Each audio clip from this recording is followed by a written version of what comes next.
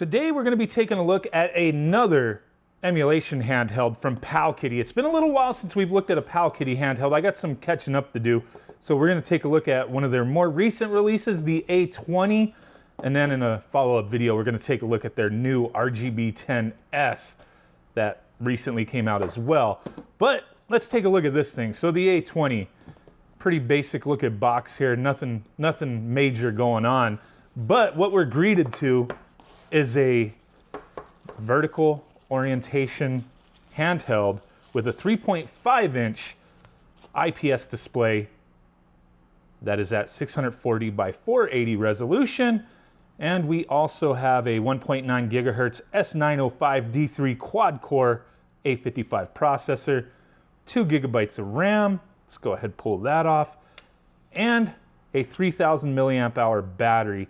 Looking similar to a lot of other handhelds that have released over time, a little reminiscent of the Analog Pocket as well. Actually, that doesn't feel too bad with the shoulder buttons there.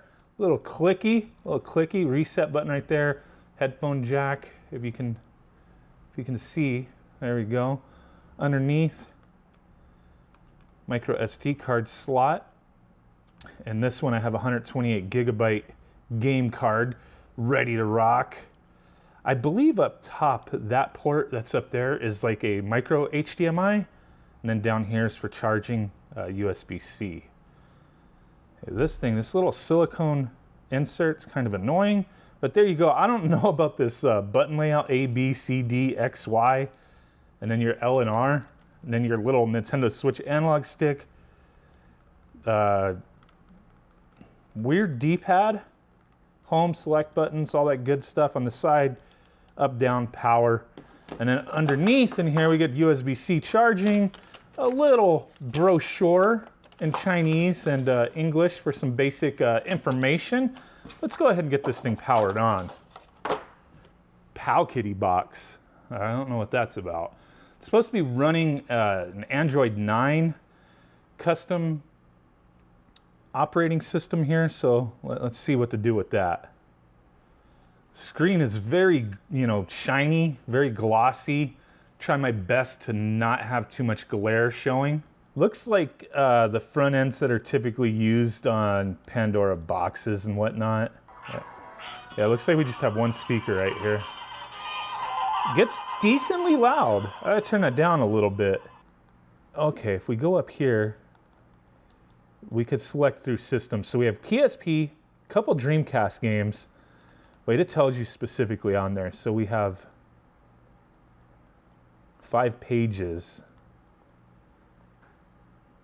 of PSP. So that's 41 games. 1 page of Dreamcast, 2 games. Nintendo 64, you got 6 games, so 53 games. PlayStation, you got 2. Neo Geo, you got 16 pages at 158 games. CPS1. How do we have 24 pages of CPS1? That doesn't make any damn sense. It's probably just a buttload of arcade stuff combined. CPS2, CPS3.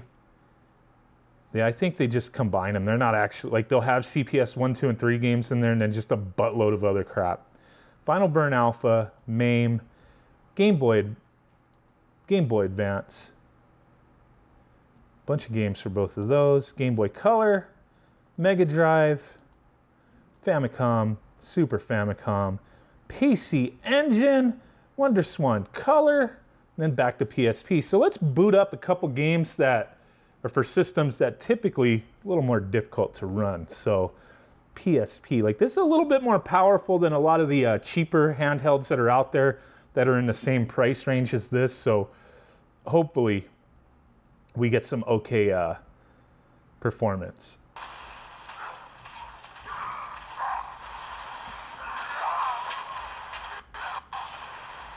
Again, a little bit of hiccups, but I'm actually surprised. Normally this game doesn't run like at all, pretty much, like on these types of systems. Like, it'll be extremely sluggish. This is skipping here and there,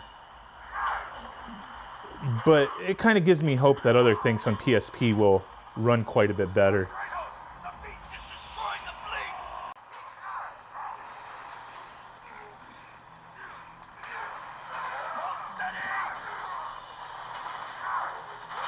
And kind of interesting. Performance here's okay.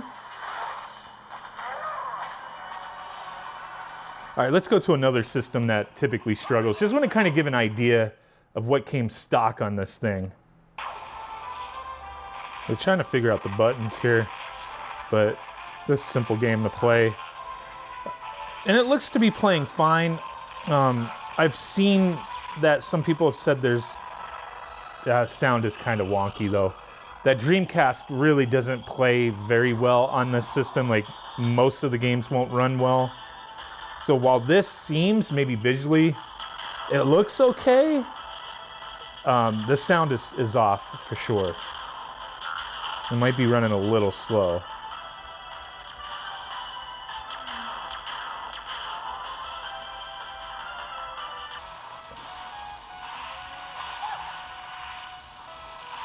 Okay, well, I'm surprised to see this running so smooth. Nintendo 64 on these types of handhelds and consoles is always a very mixed bag, man. Like, yeah, this game, when it started up, it kind of, like, the sound glitched when it first booted up, but as soon as I got into the game, it's fine. But I would still imagine, I mean, we can't, like, test 300 games on Nintendo 64, but I would imagine there's still going to be some stuff that may give us some problems, but this is a good sign here. Okay, it's like the longer I've let the game, like, no, it's starting to slow down a little bit again, music-wise.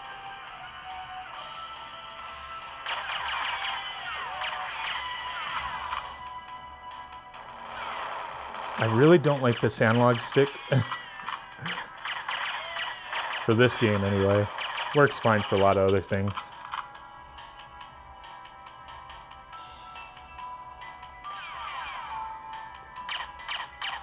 A little choppy at times. For me, not playable. I mean, I'm honest. The game's not 100% via emulation.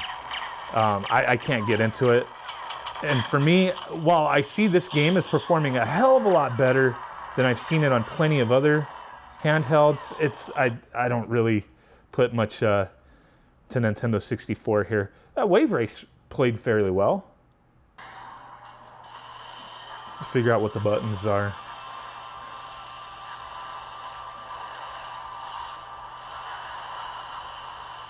PS1 plays fine on like frickin' anything, man. You can have a potato with an LCD screen and you get PlayStation 1 running. It's a good thing, man. A lot of great games for PS1, so it's nice that it runs extremely well on so many different devices. So there's that. I just wanted to focus mostly on, you know, the tougher to emulate systems for these kinds of handhelds and give you an idea what you're getting yourself into. Everything else is going to play just fine. Sega Genesis, Super Nintendo, NES, TurboGrafx, all your, you know, old school handheld stuff.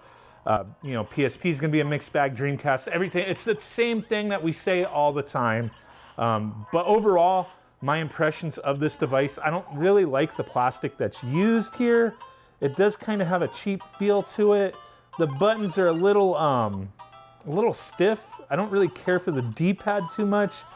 The analog stick, switch style analog stick, you know, it's not really going forward, but it might be for you, I think. Decently powered device at the price point that it's at. Might be for you, might not. I just want to give you guys my impressions. Yeah, I mean, there's better stuff out there, but, you know, you may pay a little more type of thing. Appreciate you guys watching. Thanks for hanging. Catch you on the next one. Bye.